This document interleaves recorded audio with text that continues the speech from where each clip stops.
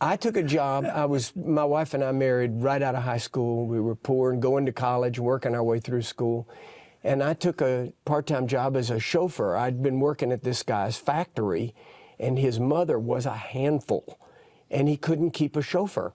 So he asked me, would I go drive her? She had a 1966 Silver Cloud, Rolls-Royce Silver Cloud, and I'd work, and then I'd go change into a suit and tie and a hat and go pick the old lady up, and she was mean as a rattlesnake.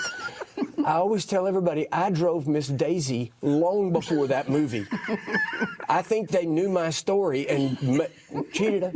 So she'd come out with a cane, she'd get in the back seat and drive, and she'd poke me over the seat with her cane.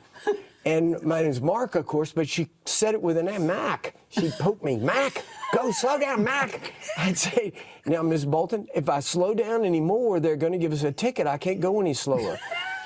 And we'd go to the grocery store, and she would push the cart, and I would get the things off the grocery store. And how she could discern one can of beans was better than another. So I'd reach, she'd say, beans, I'd reach up, no, over. So it was just awful all the time. Finally, a truck driver at the guy's company got cut up in a knife fight, a Saturday night knife fight. Monday, she said, Mac, bring the car.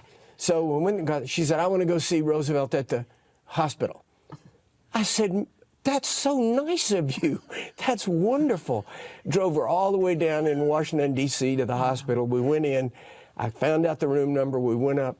He's laying in there with tubes coming. He's been chopped to pieces in a knife fight. We walk in, and this old lady says, I hope you die.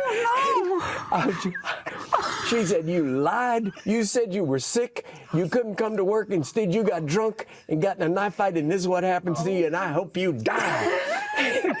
She turns to me. She said, Mac, get the car. And she goes out. Well, I felt humiliated. I felt like I'd been a co-conspirator in a crime, you know? I turned to Roosevelt and I said, I'm sorry. I had no idea she was going to do that. And he said, he was real nice. He said, well, it's okay.